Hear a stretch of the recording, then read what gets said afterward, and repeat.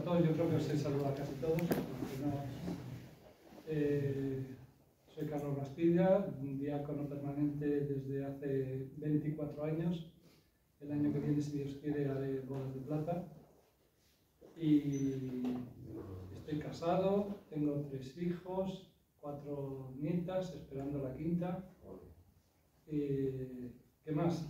Mi trabajo pastoral, estuve 18 años en un pueblo, en San Agustín de Padalís, y desde hace 7 años ya estoy de capellán coordinador en el Hospital de Canto Blanco y de capellán también en la residencia de Nuestra Señora del Carmen.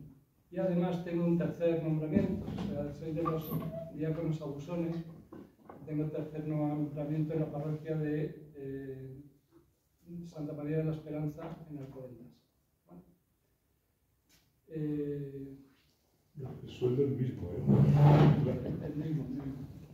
Me ha encargado don Javier que os hablara de la comunión cristiana o comunicación cristiana de bienes. A lo largo de la charla veréis que utilizo los dos términos, comunión o comunicación.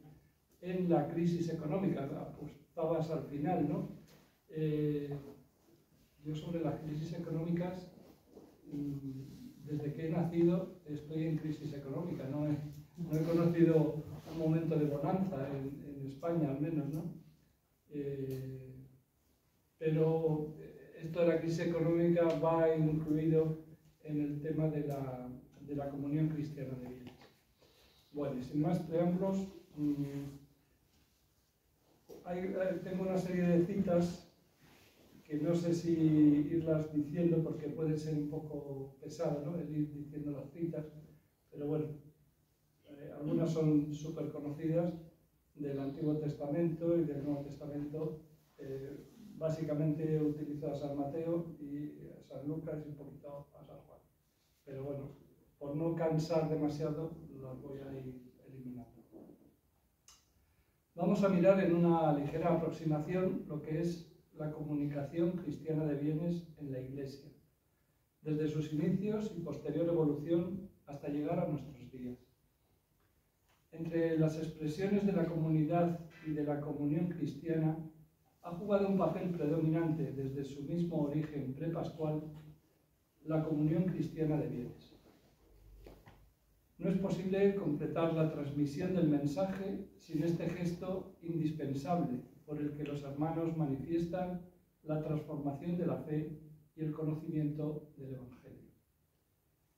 A veces se presenta la comunicación cristiana de bienes como cumbre o meta de la madurez de una comunidad cristiana en su proceso de crecimiento. Sin embargo, es un elemento indispensable en todas las fases y momentos de la acción pastoral, pues tiene relación con todas las dimensiones fundamentales de la evangelización, como son la koinonía o comunidad, sujeto mediador y meta de la evangelización. La comprensión teológico-pastoral de esta realidad de la fe está fundada en la Sagrada Escritura, en textos del Antiguo Testamento y especialmente en los del Nuevo Testamento, ya que aplican la teología de comunión a la práctica del compartir de los bienes. Esta ha sido inaugurada y practicada primero por el Señor. Él mismo en persona es autor de comunión y es quien da y exige la comunión de bienes de vida. La comunicación cristiana de bienes tiene distintas dimensiones que iremos viendo poco a poco. Tiene una dimensión trinitaria, pascual, eclesial, socioeconómica, escatológica y eucarística. Haré especial hincapié en la dimensión eucarística, ya que en esta es donde la comunicación cristiana de bienes y el compartir tienen su lugar original y propio. Allí el Señor compartió su vida y los hermanos han de compartir sus bienes. El lugar de comunión es la mesa donde se parte el pan y se bebe el cáliz.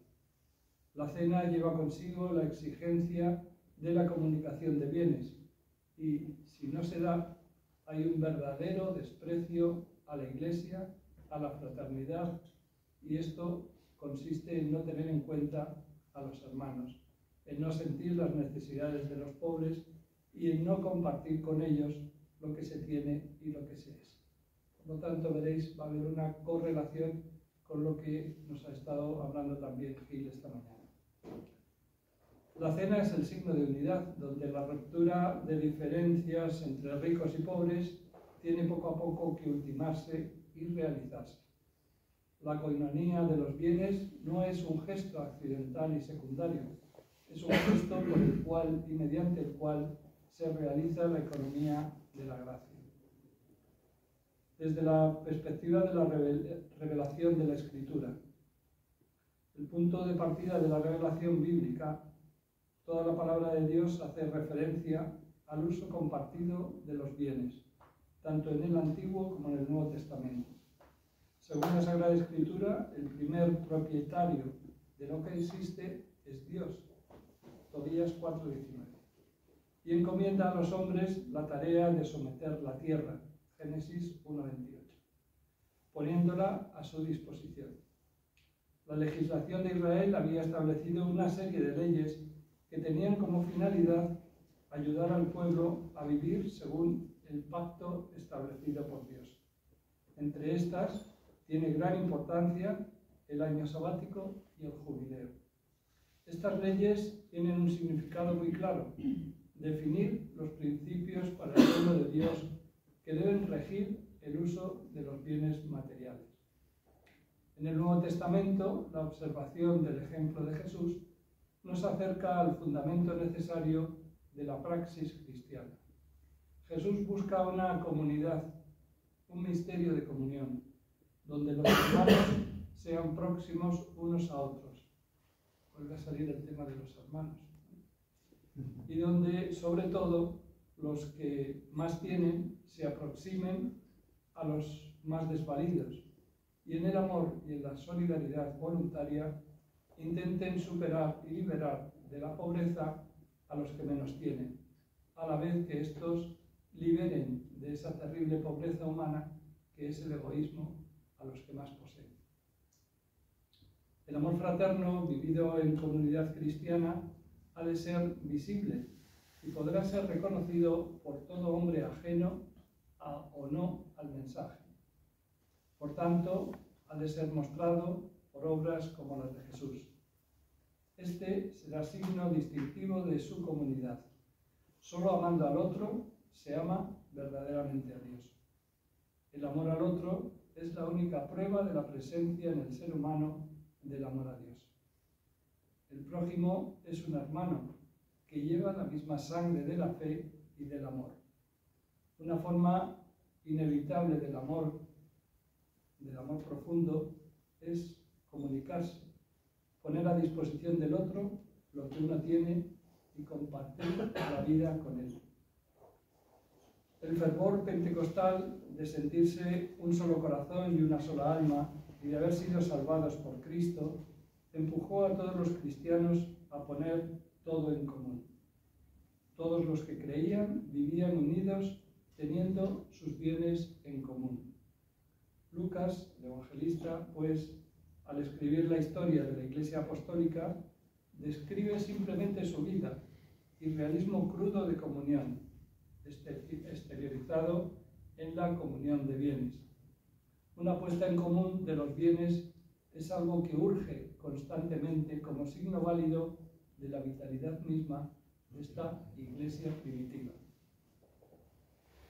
Desde los escritos posteriores al Nuevo Testamento, pues aparecen los santos padres. Son los padres de la Iglesia los más inmediatos continuadores de esa doctrina de la Iglesia, profundizando además en la teología que lleva consigo el compartir los bienes.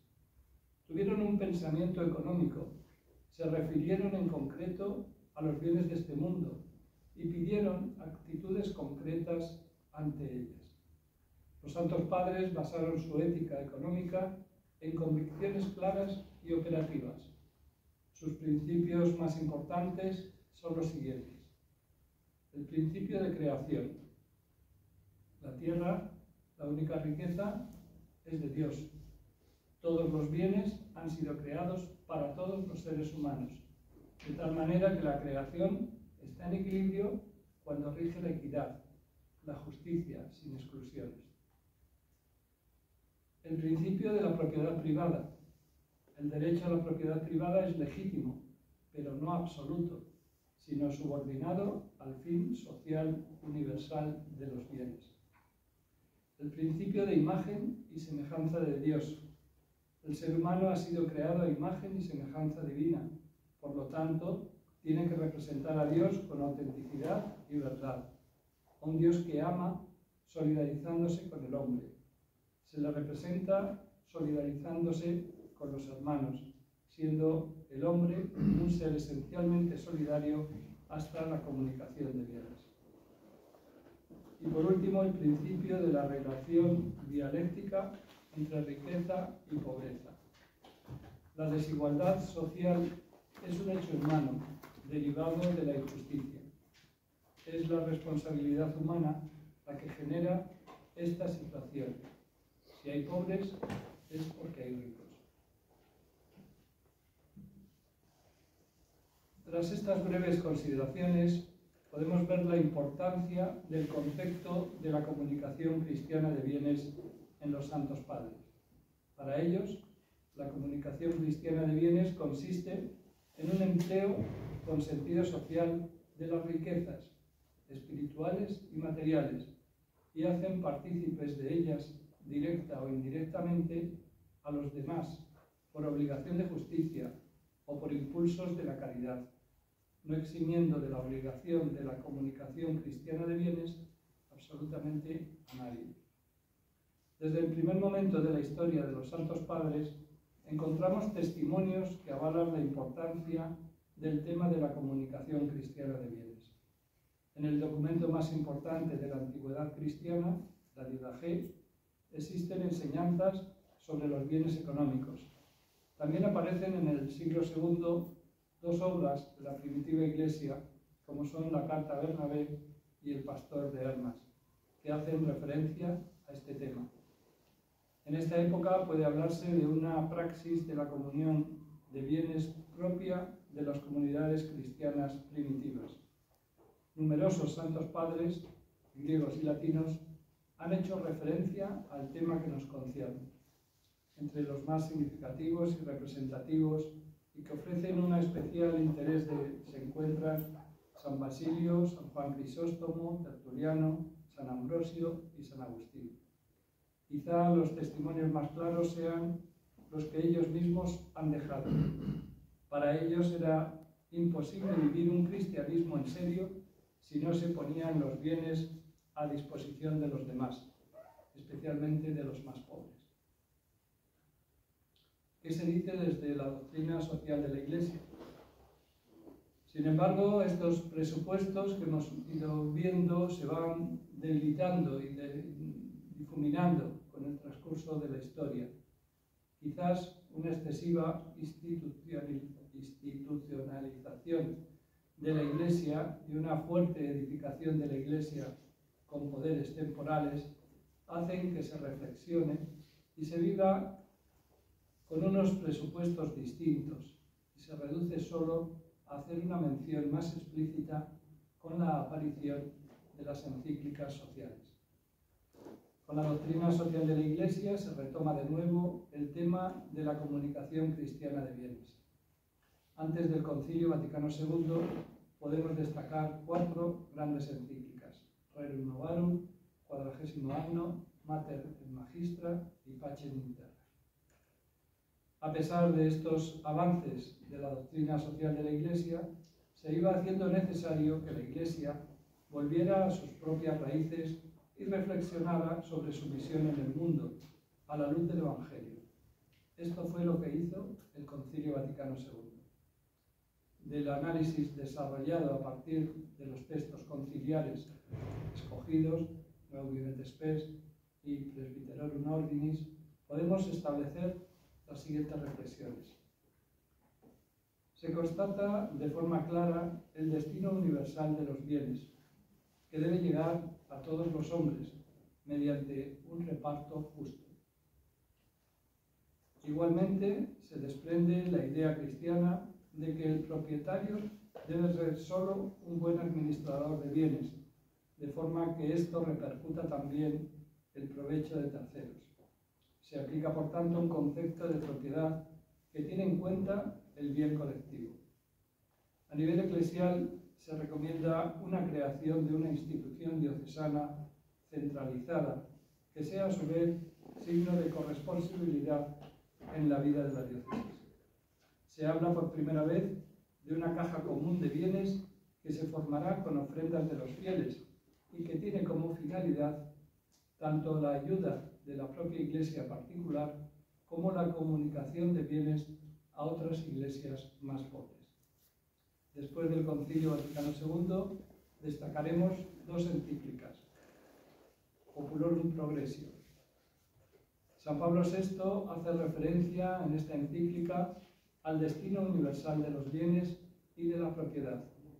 La solidaridad debe conducir a las naciones ricas a ayudar a las pobres. El destino universal de los bienes, por lo tanto, es un destino incuestionable.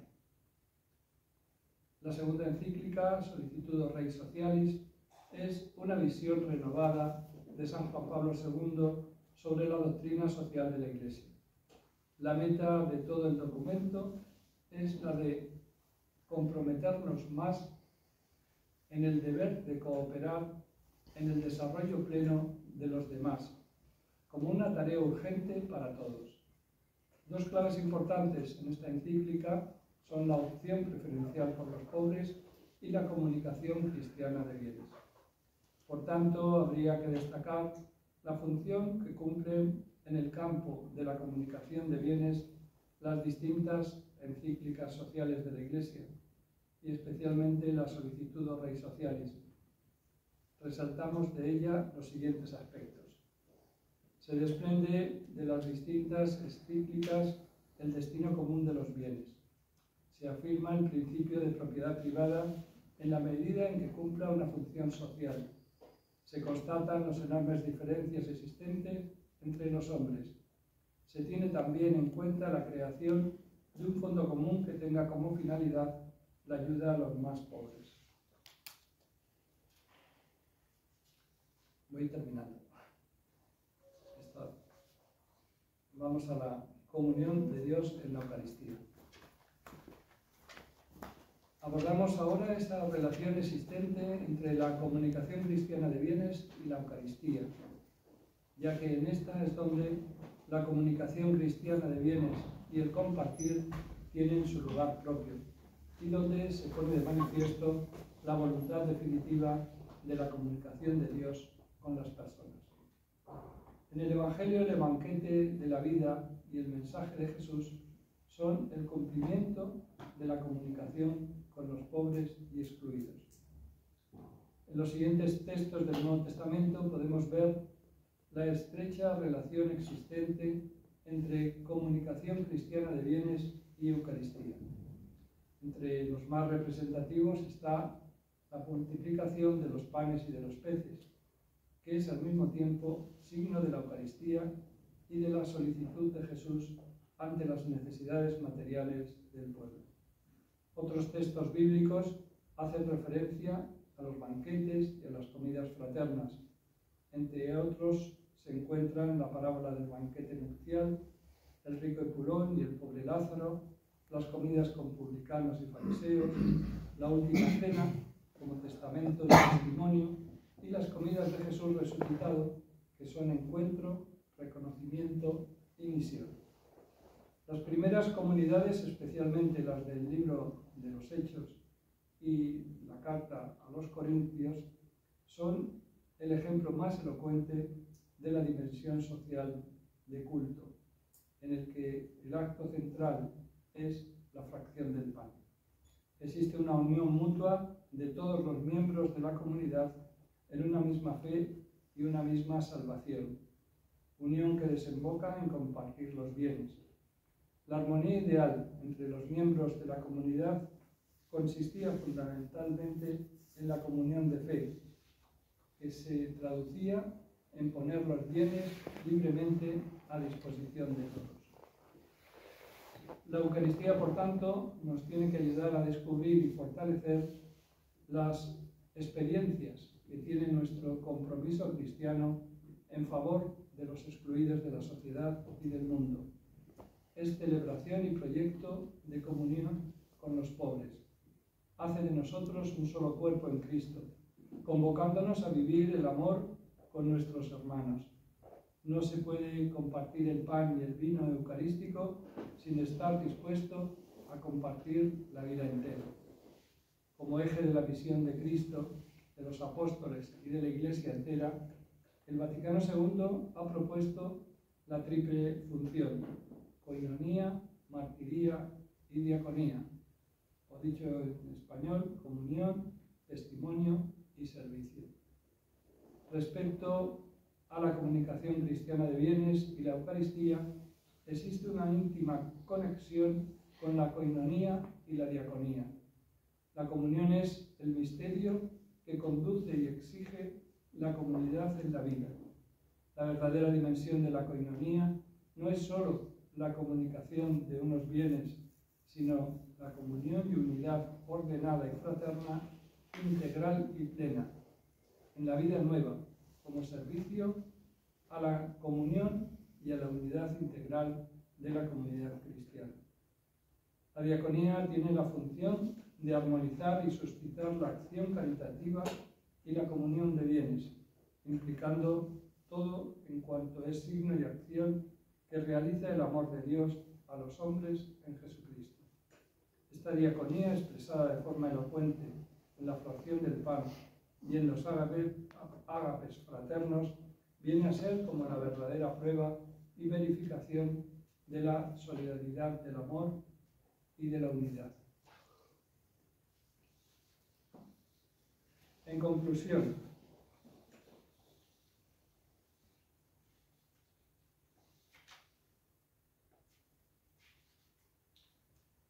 en este mundo actual, con este escenario económico y social, la comunicación cristiana de bienes debe ser una exigencia para todos.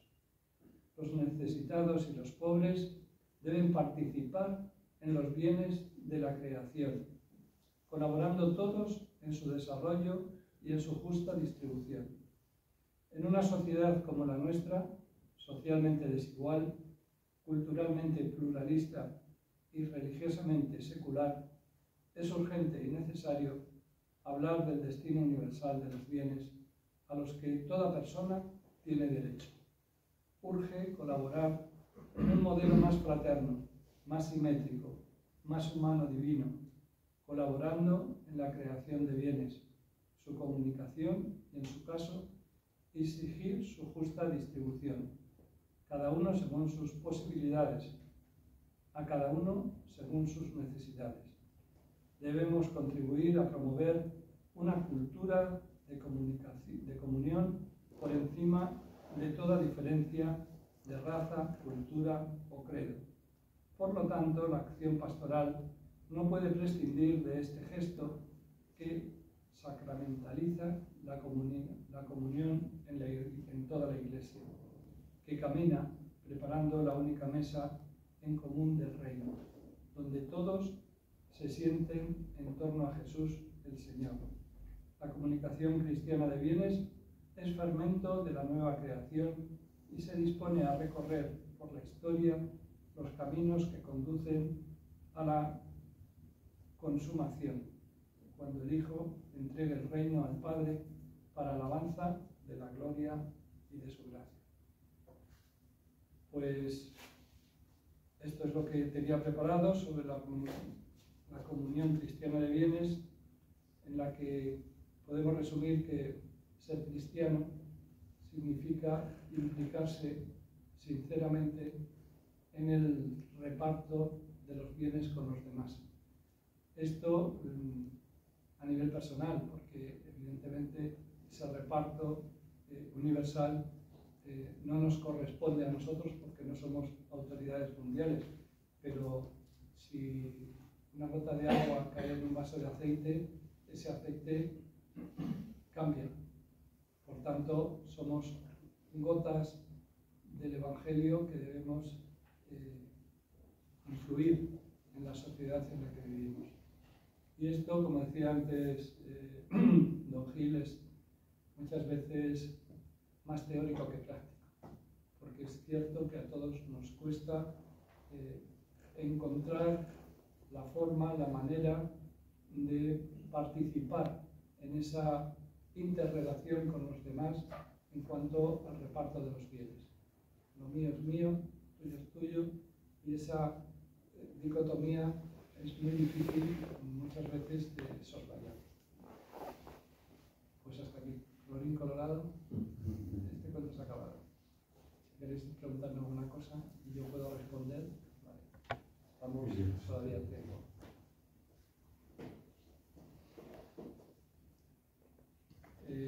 Decía antes, Gil, volviendo un poco a la caridad, que en los enfermos se ve representada la imagen de Cristo. Y esto, a los que trabajamos en la pastoral de la salud, todos los días se nos pone delante, ¿no? Ver cómo repartimos también no solo la caridad, sino lo que somos con aquellos que están necesitados, pues muchas veces de una visita, de una palabra, de un sacramento. Nos toca particularmente el corazón, ¿no? Ver tantas personas que están sufriendo diariamente, que están ahora en un hospital o en una residencia, nos interpela, ¿no? Y a veces es dificultoso encontrar la imagen de Cristo en ciertas personas, pero ahí está. Bueno, pues nada, Es que se nos ocurre. A veces este silencio es un silencio elocuente que nos cala, pero has dicho algo que yo querría subrayar, y es que un diácono no solo es el que hace la caridad, sino el que la promueve. Es decir, que no solo es que vosotros estéis colaborando en Cáritas, que ya cuando seáis diácono, o ahora también, o visitando enfermos, o visitando ancianos, sino que en la comunidad en la cual estéis sirviendo, de cara a otros cristianos y de cara a los mismos sacerdotes, nuestra misión es sembrar y cultivar la vida práctica, en el sentido en el que el Señor nos lo muestra. Lo cual es una responsabilidad grande, ¿no? Porque decir, bueno, yo soy diácono y voy a visitar a 6 enfermos. Está muy bien, pero ¿y tu ejercicio de la caridad como consecuencia de la participación en la Eucaristía? Te quedas ahí como todos en lo políticamente correcto y no eres capaz también de ir sembrando la parroquia. Por eso es tan importante el diaconado, ¿no? Porque no solo es una ayuda para el cura, sino que es un servicio a la Iglesia. Por eso parece un aspecto puramente canónico, jurídico, la vinculación entre el obispo, que es el representante de Cristo, la cabeza de Cristo en la Iglesia, y el diácono permanente, que no es el ayudante del párroco, que muchas veces pues, se reduce a eso, sino que es el que en la comunidad, en el envío que le ha dado el obispo, tiene que fomentar la caridad. Es verdad que, por ejemplo, hablando en Madrid, la solidaridad con los pobres, yo creo que no hay, no solo por Cáritas, sino no hay nadie, bueno, si hay alguien por otras razones, pero que no tenga posibilidades de comer, o sea, básicamente, ¿no? Hay una guía que ahora está ya por internet, se puede conseguir de todos los lugares que hay en Madrid. Y en ese sentido, pues en Madrid podemos decir que es una ciudad solidaria, ¿no? Pero hay otros aspectos que no son la comida, sino que es la soledad, que ahora, la soledad incluso de gente que tiene medios económicos, pero que son ancianos o son jóvenes también, ¿por qué será el suicidio de los jóvenes tan jóvenes? Pues en el fondo por una falta de sentirse arropados, vinculados, queridos por el entorno más cercano, ¿no? Por eso digo que es una misión no solo muy necesaria y muy hermosa la que tenéis, y que yo también soy diácono, ¿no? Que tenemos los diáconos, ¿no? Sí, esa relación además entre el obispo y el diácono parece que queda bastante difuminada, ¿no? O que no la tenemos muy en cuenta, pero los diáconos estamos donde estamos, cada uno donde esté, porque el obispo lo ha querido. Y el obispo ha pensado en nosotros para que estemos en un lugar determinado. Bien es cierto que tiene sus intermediarios, sus secretarios, ¿no? Pero de alguna manera ha pensado en nosotros para que cumplamos ese plan de la Iglesia, que en definitiva es lo que hacemos los diáconos, como hacen los sacerdotes, ¿no? Cumplir el plan de la diócesis, de la Iglesia, en aquel lugar en el que somos enviados, ¿no? Por eso es, muchas veces, cuando uno va a un sitio nuevo, pues se pone delante del sagrario y dice: Señor, aquí estoy, me han mandado aquí, tú sabrás por lo que me han mandado, ¿no? Por lo menos ese es mi planteamiento siempre que he tenido un nombramiento nuevo, ¿no? Tú sabrás, en tus manos pongo esto y el responsable es el que me ha enviado, ¿no? El obispo, el que me ha enviado. Y sí, muchas veces la caridad muchas veces se manifiesta sobre todo en el acompañamiento, ¿no? En los lugares donde yo trabajo ahora, lo más importante es el acompañar al enfermo, acompañar a los ancianos. Lo que decía don Javier es cierto, hay muchos ancianos en las residencias que están muy bien, digamos, materialmente, con sus necesidades cubiertas, pero están solos. Muchas veces te dicen eso: me quiero morir. Me decía una señora: me quiero morir. ¿Por qué te quieres morir? Es que estoy sola y aquí no hago nada. No hago nada. Y yo digo: hombre, puedes hacer, reza por todos nosotros, por mí primero, y esa ya es una función que puedes. Pero es verdad, anímicamente se sienten mal. Otros te dicen: pues es que no viene mi familia, que no vienen. Hace años que no veo a nadie de mi familia, teniéndolo.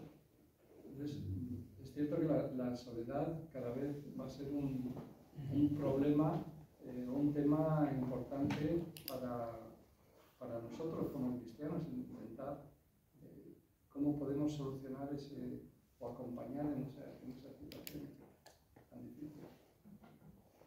Carlos, que aprovechamos de que eres ya de los antiguos. Estaba mirando y aquí eres el cuarto. Gracias por llamarme viejo. Pues algo eres, porque yo al siguiente sí que lo vi la ordenación a Clemente, pero la tuya no. Y yo sí que soy viejo. Y vamos a ver, estuviste ya, podrías contar un poquito, porque viene muy bien aquí ¿no? Contar un poco tu ministerio, porque si no recuerdo mal, estuviste incluso casi ahí sustituyendo al párroco ahí tú solo, ¿no? Una parroquia, que eso fue... He sido 2 veces administrador parroquial. La primera al año siguiente de ordenarme. O sea, que fue un bautizo tremendo. Además con unos acontecimientos que mejor no recordar, externos. Estuve realmente 2 años de administrador parroquial. Al párroco al que sustituía le dio un ictus, y posteriormente, después de esos 2 años, vino un párroco que no hizo de tal, sino que se largaba y me dejaba a mí. O sea que de facto seguía de párroco durante 6 años, los 6 años que estuvo él allí. Lo compaginabas con el trabajo, ¿no? Y lo compaginaba, sí, yo he sido profesor de historia y de religión durante todo ese periodo de tiempo, claro, hasta que me jubilé a los 65 años. Eso y la familia, sí, la verdad es que mi diaconado ha sido un diaconado intenso, muy intenso. Después, hace pocos años, en pandemia, también fui administrador parroquial de una parroquia que está todavía en Barracones y que el párroco murió casi repentinamente. Y sí, la verdad es que, bueno... Porque, perdona que te interrumpa, porque más que nada para que sepan que en nuestra diócesis de clero está bien, de sacerdotes. Yo al menos cuando salgo por ahí fuera, pero hay casos como el tuyo que sí que hay falta, ¿no?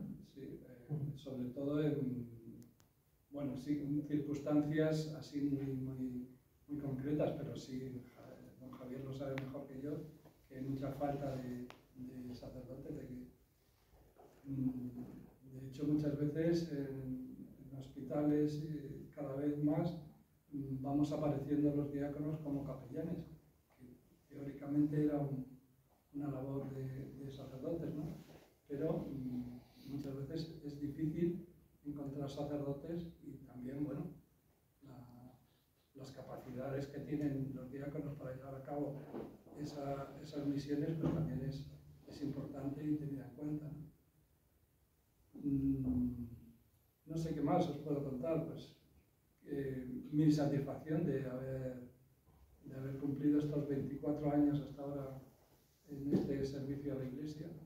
Empecé aquí, en este aula, a estudiar. Aquí hice primero de Ciencias Religiosas, entonces estudiábamos aquí en el seminario y realmente formo parte de un grupo muy pequeño que empezamos el diaconado en Madrid, muy pequeño. Éramos 5 o 6, si no recuerdo mal. Y ¿Responsable era don Paco o todavía no? El responsable primero para mí fue don Francisco Pérez, actual arzobispo de Pamplona, y después don Justo Bermejo, que en paz descanse, y posteriormente ya don Juan Carlos Vera. Juan José Rodríguez Ponce. También Juan José Rodríguez Ponce. Y bueno, pues recuerdo que cuando yo ingresé en el grupo de propedéutico, éramos como, no exagero, pero alrededor de 40. Hubo un periodo de vacío desde que a don Francisco le hicieron obispo hasta que apareció don Justo, y ahí hubo un proceso de descarte de los que estábamos, se hicieron un descarte, y yo creo que de ese descarte quedamos Javier Villalba, que ya es diácono, y yo. Entonces todos los demás fueron eliminados. No sé por qué. La verdad que es que entraban hasta novios, ¿no? Porque Jesús de Rey, por ejemplo, contaba que empezó el novio. Que en paz descanse, sí, Estaba casado. era novio. Sí. Bueno, los mayores vais a tener que hacer. No, bueno, yo creo que es que viene bien, ¿no? Sí, Para que tengáis información de los primeros pasos. Así. Por alusiones, no es verdad que en Madrid no estemos bien de curas, no es verdad. Es verdad que hay, por razón de ser la capital de España, vienen sacerdotes, pero la decisión que se ha tomado por parte del cardenal es que en la parroquia ya solo hay un sacerdote que sea párroco, uno. A veces dicen, pues hay muchos curas, pero uno está jubilado, el otro es profesor de religión, el otro está cuidando a su Sí, Javier, madre. pero sabéis que yo soy de Santander. Ya, pero y quiero decirte que aquí en mi parroquia hay 3 curas y estoy yo, y yo voy a la de allí y me encuentro un hombre de 80 años con 15 sí, iglesias. pero ese es el problema, que es lo que ahora se lleva mucho, la España vaciada. Pues no tenemos en Madrid, porque en Madrid lo que es la España superpoblada, y además, pero por ese problema de la gente y últimamente por los extranjeros que están, no tanto porque la población de Madrid aumente mucho, sino porque se incorporan incluso ahora de otros países, ¿no? Venezolanos están entrando. Indios, venezolanos. Indios, sí, o sea que en ese sentido. Sí, bueno, pero vamos, darnos prueba de que sí que hay falta de clero. Porque se ha tenido que ejercer ahí de. Depende de qué cosas. Pero claro, por eso te digo que no hay super. O sea, por ejemplo, en Madrid no solo hay parroquias, que esa es un poco la idea, sino que hay tantas más capellanías que parroquias, que se surtían de sacerdotes, ¿no? Ahora, si hay un solo párroco y hay 3 residencias de mayores, dice el párroco, yo no puedo ocuparme de la parroquia y ocuparme también de las residencias, ¿no? Entonces, acudimos a diáconos o a religiosas, que también hay algunas. Pero fijaros que en este momento hay un apartado que tú no has dicho, que son las exequias. No, y parroquia tenemos un cementerio. Bueno, tú lo conoces. Pero quiero deciros que ahora mismo estamos planteando, esta semana pasada, formar laicos y, por supuesto, que ayuden a la oración por los difuntos en las exequias, en los responsos, que lo pueden hacer, porque ya no hay, los muertos no avisan y de repente hay que ir los domingos y ya ni en los pueblos. Y dicen, bueno, pero ¿cómo voy a estar yo yendo al cementerio si tengo que estar en la parroquia? Entonces hay una idea que todavía no se ha metido en parte, ya hay algunos diáconos, algunos seglares que ayudan, pero en un futuro tendrán que ser los laicos o diáconos bien preparados que es una obra de caridad muy importante, ¿no? El enterrar a los difuntos, no es solo un acto social, ¿no? Vamos, quiero deciros que no estamos como en Zamora, no hay ningún seminarista hace años. En Ávila, poquísimos. En Segovia, o sea, pero eso coincide también con ese otro fenómeno de la despoblación de los pueblos. Y en Santander, que dices tú, pues hay pueblos que apenas si tienen habitantes, ¿no? Entonces, tú que vas a Corbán, sabes del seminario. Sí, que está cerrado, ¿no? En Madrid acabamos de celebrar el día del seminario y hay 80 teólogos, o sea que están ya en la última. Pero para 6 millones, bueno, no tanto si quitamos las diócesis, pero para 5 millones de habitantes, y no solo para las parroquias, sino para atender todos los servicios que hay, pues los pobres cuando se ordenen 3, 4, 5, pues saben que les va a tocar trabajar. Y en un contexto que es un poco, en un contexto socialmente, si no muy hostil, indiferente, que no es lo mismo de ser cura. Cuando yo me ordené, que llegaban las señoras, me hacían tortillas y me llevaban torrijas y me estaban preocupadas de coserme un botón, que ahora, o sea que ahora que, bueno, el cura es una cosa suya, ¿no? Hoy ser cura en determinados ambientes, y no solo pobres, sino también en estatus sociales muy altos, pues no crees tú que nos diga, Carlos, ser diácono hoy, ¿cómo se vive? Como ayer. Pues ser diácono hoy se vive con... Figura desconocida lo primero, ¿no? Que siempre tenemos que... Bueno, pero eso a mí cada vez me importa menos. O sea, generalmente no tienes que ir explicando a todo el mundo lo que es un diácono, sino llevar la presencia de la Iglesia allí donde vas. Somos ministros ordenados y representamos a la Iglesia de Jesucristo y damos testimonio con nuestra palabra y con nuestro trabajo de eso. Nadie te pregunta qué es un diácono, o tú como diácono, que en realidad el diácono es el servidor, ¿no? El lema, cuando yo entré en el seminario, el lema que teníamos los diáconos era esa frase de Jesús: no ministrareis ad ministrari, no a ser servidos sino a servir, ¿no?